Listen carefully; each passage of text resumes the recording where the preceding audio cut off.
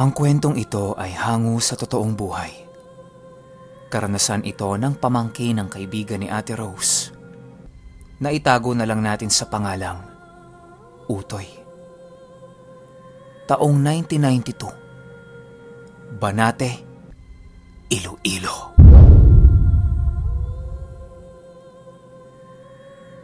Itong mga panahong ito, kasalukuyang pumapasok si Utoy sa eskwelahan bilang grade 6 student. Halos araw-araw naglalakad siya para lang makapasok. Alam niyo naman sa mga probinsya, di ba? Malalayo ang pagitan ng eskwelahan sa mga bahay-bahay. Swerte na lang kung nakatira kayo malapit dito. Sila Utoy kasi, halos ilang kilometro pa ang kailangan niyang lakarin para lang makapasok. Ang masakit pa nito, may mga dinadaanan siyang delikadong tulay. Sanay naman na si Utoy sa ganitong kalakaran ng pagpasok niya. Mula kasi grade 5, ganun na ang ginagawa niya. Wala naman siyang nagiging reklamo. Masaya pa nga si Utoy eh. Gawa ng may kaklase siya na nakakasabay niya sa paglalakad araw-araw. At ito ay ang best friend niyang si Miko. Palagi silang nagkikita ni Miko sa sagingan. Kapag nauuna siya, hinihintay niya ito. Kapag naman si Miko ang nauuna, hinihintay siya nun. Kaya naman sila sa sagingan naghihintayan. Yun kasi ang napagigitnaan ng kani-kanilang mga bahay. Sa araw-araw nilang paglalakad papunta ng eskwelahan nila, kabisadong kabisado na nila ang lahat ng pasikot-sikot doon. Paminsan-minsan bago sila pumasok, talagang gumagala muna sila. Pumupunta sila sa gubat, ilog, talon, bangin. Hindi sila natatakot sa mga panganib na pwedeng mangyari sa kanila. Mga bata pa eh, kaya malalakas ang loob. Sa pagiging gala nitong dalawa, may napuntahan sila na medyo malayo na sa ruta na nilalakaran nila. Nakita nilang may nag-iisang bahay doon. Ang sabi ni Utoy, yun lang yung unang beses na nakita niya yon. Nakapunta na siya ng ilang beses doon kasama ng kuya niya. Pero hindi niya pa nakita yung bahay na yon. Yung itsura pa ng bahay, mukha talagang minadali. Yun bang pinagpatong-patong lang yung mga kahoy. Tapos yung bubong nun, parang mga tuyong dahon lang ng nyog. Napansin nilang may nagsisiga sa likod ng bahay. Ibig sabihin, merong tao. Dala ng kuryosidad nilang dalawa, tiningnan nila. Inikot nila yung paligid ng bahay. Pero wala silang nakitang tao. Nagbabalak pang pumasok si Miko pero inawat siya ni Utoy. Ang sabi, baka natutulog sa loob yung tao. Kaya ang ginawa nila, naglakad na lang sila papalayo doon. Tsaka anong oras na din eh, baka mahuli sila sa klase. Habang naglalakad sila papalayo, panay ang sipat nila sa bahay. Nang biglang, may nakasalubong sila na matandang babae. Naiika-ika yung lakad habang may hawak ito na tungkod. Pero mabilis. Akala mo natataranta. At naglalakad ang matanda na yon papunta sa direksyon ng bahay. Nagulat silang dalawa kasi mahirap puntahan yung lugar na yun eh. Bukod sa liblib, walang daanan papunta doon.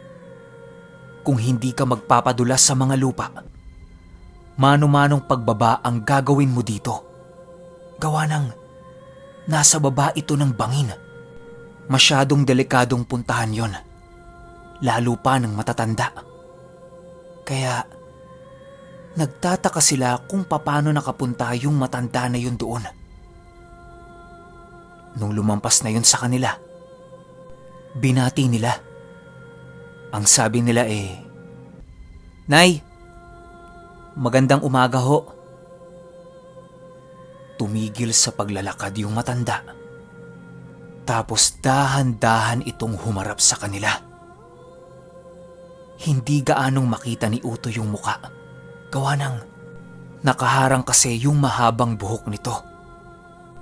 Tatangu-tangu lang yung matanda sa kanila. Matapos yun, naglakad na ito papunta sa bahay. Habang naglalakad silang dalawa, pinag-uusapan nila yung matanda na yun. Sobra silang napapaisip kung paano yun napunta doon. Maya-maya pa, nung nakaakyat na sila sa itaas ng bangin, maniwala kayo o hindi,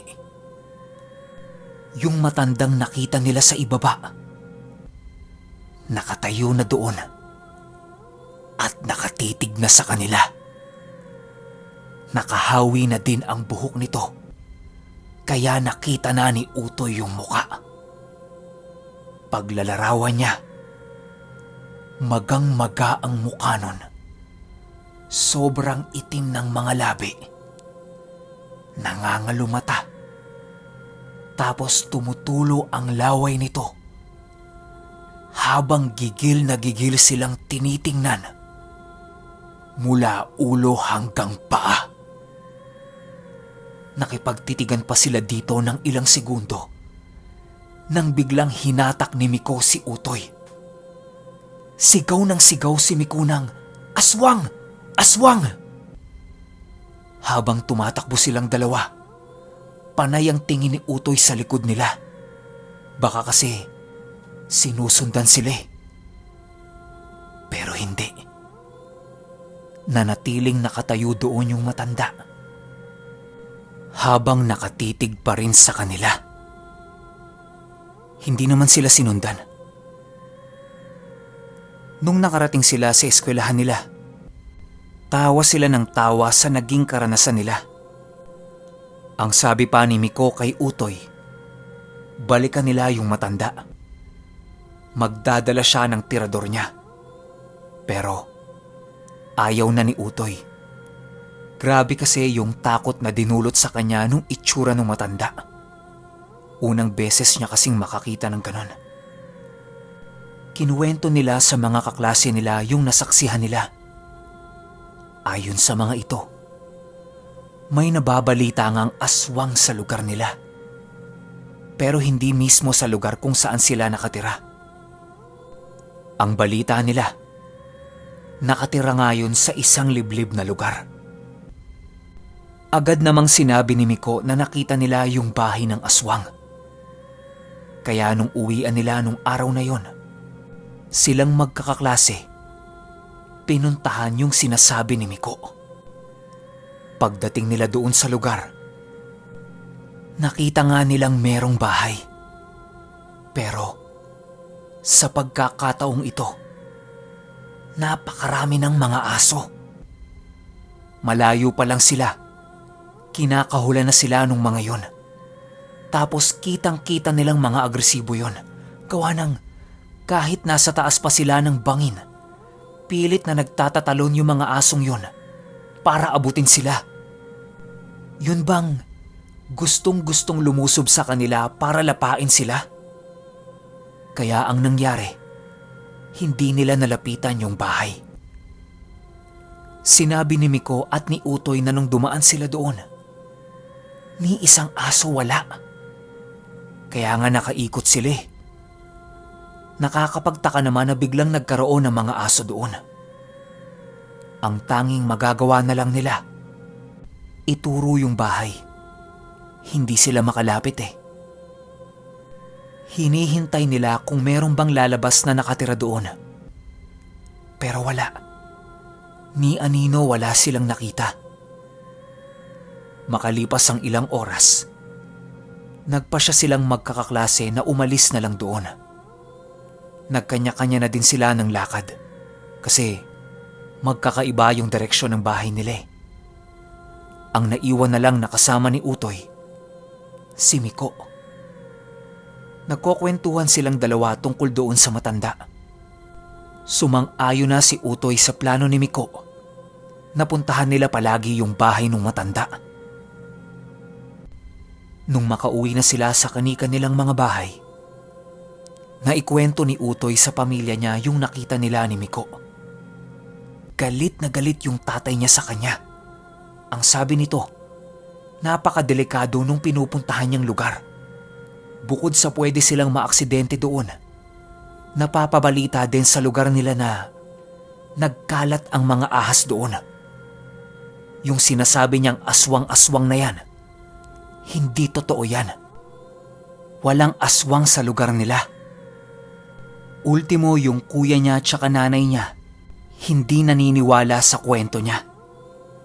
Kaya itong si Utoy, hindi na lang nagsalita. Lumipas pa ang ilang mga linggo. Halos araw-araw dinadaanan nila yung bahay. Pero wala na silang nakikitang tao. Tsaka, hindi na sila makalapit kasi sobrang agresibo talaga ng mga aso. Kaya ang ginagawa na lang nilang magkaibigan, binabato nila ng binabato yung bahay. Tuwang-tuwa sila kapag lumulusot yung mga bato sa loob ng bahay. Bilang yari lang sa pinatuyong dahon ng nyog yung bubong nun, tatagos talaga yung malaking bato doon. Wala silang pake kung tamaan ba yung matanda o hindi. Ang gusto kasi nilang mangyari, lumabas yon ng bahay para makita nila ulit. Kaso lang, kahit anong tagos ng mga bato nila sa bahay, wala nang lumalabas. Nanawa sila sa ginagawa nilang kalokohan. Kaya nung mga sumunod na araw, dinadaanan na lang nila yon. Hindi na nila binabato. Tamang tingin lang kung lalabas ba yung matanda o hindi. Pero hindi na ulit nila ito nakita pa. Hanggang sa dumating na yung araw na hinding-hindi malilimutan ni Utoy. Sinundo ng maaga sa school si Miko. Gawa ng sobrang sakit ng tiyan nito. Tapos suka siya ng suka sa hindi malamang dahilan. Nung uwian na, may mga iilang kasabay pa si Utoy. Pero pagdating niya sa sagingan, mag-isa na lang siyang naglalakad. Ayon kay Utoy, habang naglalakad siya sa loob ng sagingan, nararamdaman niya na merong sumusunod sa kanya. Bukod kasi sa naririnig niya yung kaluskos nito, nakakarinig din siya na may humihingal. Hanggang sa may naaninag siya sa tapat niya mismo. Isang puting tela na lumulutang na akala niya kumot lang na hinahangin. Pero hindi. Yung paglipad nun, mula sa harap niya, papunta sa gilid. Tapos nung dumaan yon sa puno ng saging, nawala. Sa takot ni Utoy, dali-dali siyang tumakbo. Habang tumatakbo siya, panay ang lingon niya sa likod niya. Wala namang sumusunod. Nagdire-diretso na lang siya ng takbo. Nang may narinig siya na tumatawa sa likod niya na parang baliw na babae. Paglingon ni Utoy, may sumusunod sa kanya na isang babae. Buhaghag ang buhok. Mahahaba ang mga hita. Walang saplot. At wala itong muka. Sa sobrang bilis ng takbo nito, animoy nakalutang siya sa ere. Aabutan na siya nung babae. Dadagitin na siya. Nang biglang nasubasob si Utoy. Napatid siya sa nakatumbang puno ng saging. Nakita niyang lumampas sa kanya Yung humahabol sa kanyang babae.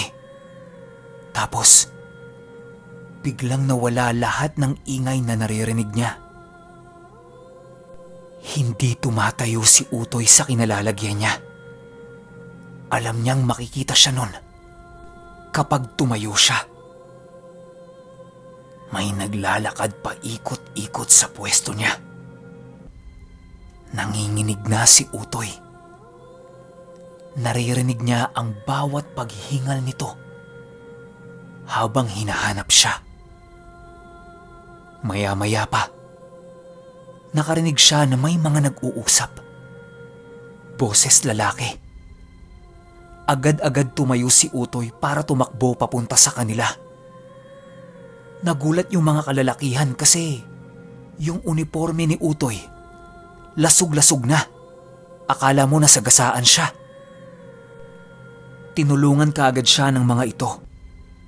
Dadalhin sana siya sa barangay. Pero ang sabi ni Utoy, sa bahay na lang nila.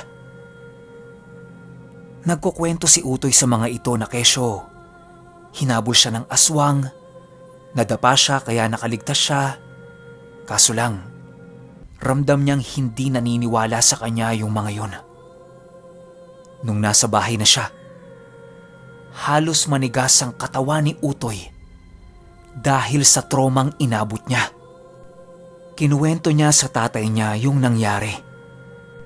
Sa galit nitong tatay niya, tumakbo ito papunta sa sagingan. Nagbakasakali siya na maaabutan niya pa yung sinasabi ni Utoy. Habang nagpapakalma, kinakausap siya nung kapatid niyang lalaki.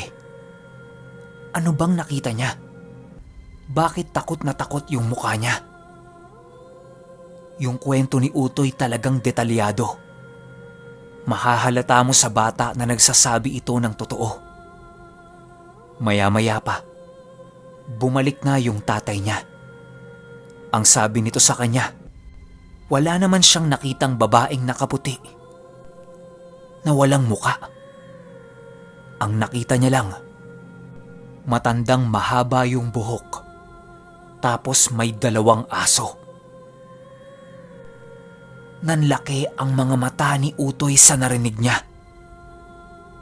Kumpirmado. Yun nga yung aswang na humabol sa kanya. Sigaw ng sigaw si Utoy habang umiiyak. Ang sabi niya, siya yun, tay. Yun nga yung humabol sa akin. Sa sobrang pag-aalala ng tatay niya, isinama siya nito sa sagingan. Kaso lang, nanlalambot na yung mga hita ni Utoy. Hindi na niya kaya pang lumakad dahil sa takot. Kaya ang nangyari, bumalik doon yung tatay niya at yung kuya niya. Pero wala na silang naabutan. Kinaumagahan, hindi na kinaya ni Utoy na pumasok. Hindi talaga mawala sa isip niya yung nangyari. Kahit pa sinabi ng nanay niya na sasamahan siya, ayaw na niya. Lumipas pa ang ilang mga araw. Pakiramdam ng mga magulang ni Utoy, hindi na tama yung takot na nararamdaman ng anak nila. Kaya pilit nilang sinama to doon sa kinukwento niyang bahay ng aswang. Pagdating nila doon, yung bahay na sinasabi ni Utoy, wala na. Giba-giba na. Habang nandoon sila, hindi tumitigil sa panginginig yung katawan ni Utoy. Kaya minabuti ng pamilya niya na hindi na siya papasukin pa sa eskwelahan na yon. At ang nangyari, doon siya sa lola niya tumira. 1 taon siyang tumigil sa pag-aaral. Matapos ang 1 taon, bumalik siya sa bahay nila. Kaso lang, tuwing nakikita niya yung daanan papunta sa sagingan, bumabalik at bumabalik pa rin yung takot niya. Nung nakita ito ng mga magulang niya, hindi na nila pinilit pa si Utoy na pag-aralin malapit sa kanila. doon na lang siya sa lola niya. Bago umalis itong si Utoy sa kanila, sinabi ng kuya niya sa kanya na yung kaibigan niyang si Miko mag-iisang taon nang nawawala. Walang nakakaalam kung saan ito pumunta. Huling nakita si Miko sa eskwela nila. Uwian yon. Tapos nun, wala na. Ilang segundong natulala si Utoy sa narinig niya na yon. Sa isip-isip niya, sinong kumuha kay Miko? Yung matanda ba? Paano kung hindi ako natisod nun? Ako yung nakuha? Patay na ba si Miko? Sinong may gawa? Na-aksidente ba siya? O ano? Ang daming tanong sa isip niya pero alam naman niyang wala siyang makukuwang sagot.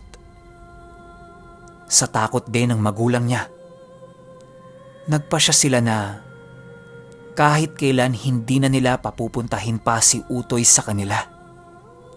Sila na lang yung dadalaw-dalaw sa kanya.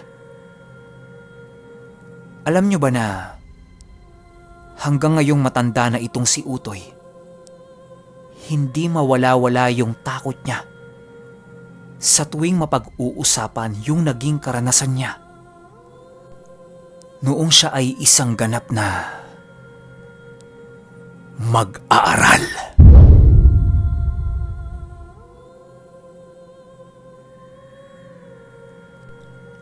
Okay,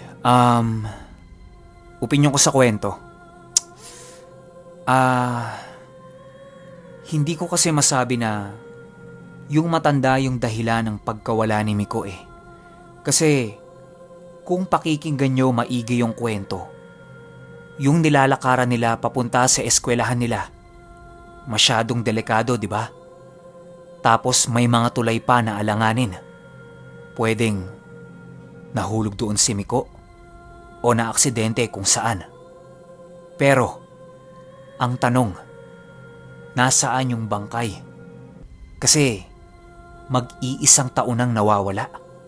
Dapat umaalingaso man lang yung baho nun kung saan man siya naaksidente. O pwede ring hinanap lang nila ito ng ilang buwan. Tapos nung hindi nila makita, sumuko na lang sila kaagad. 'Di ba? Kung kinuha naman yon ng matanda, malamang sa malamang, wala talagang maiiwang bakas kay Miko. Uunti-untiing kainin yon nung matandang aswang. Alam nyo, sa akin lang parang hindi naman kasi sila intensyong kainin ng matanda eh. Para bang gusto lang silang takutin para tigilan siya. Kasi unang-una, mga bata lang sila. Kayang-kaya silang abutan ng aswang na yon. Pero ilang araw nilang sunod-sunod na binabato yung bahay. Hindi naman sila inaano, di ba? Dapat nung unang pagbato pa lang nila sa bahay, dinagit na sila nun. Pero hindi eh. O baka naman bumuelo lang? Nag-ipon ng lakas? O kung anumang dahilan ng aswang na yon. Daming tanong eh, no? Pero alam naman natin pare-pareho na wala tayong makukuwang sagot. Kayo, kung may opinyon kayo sa kwentong ito, i-comment nyo lang sa baba. Yun lang. Hanggang sa susunod na kwento. Salamat. Rest in peace, Miko.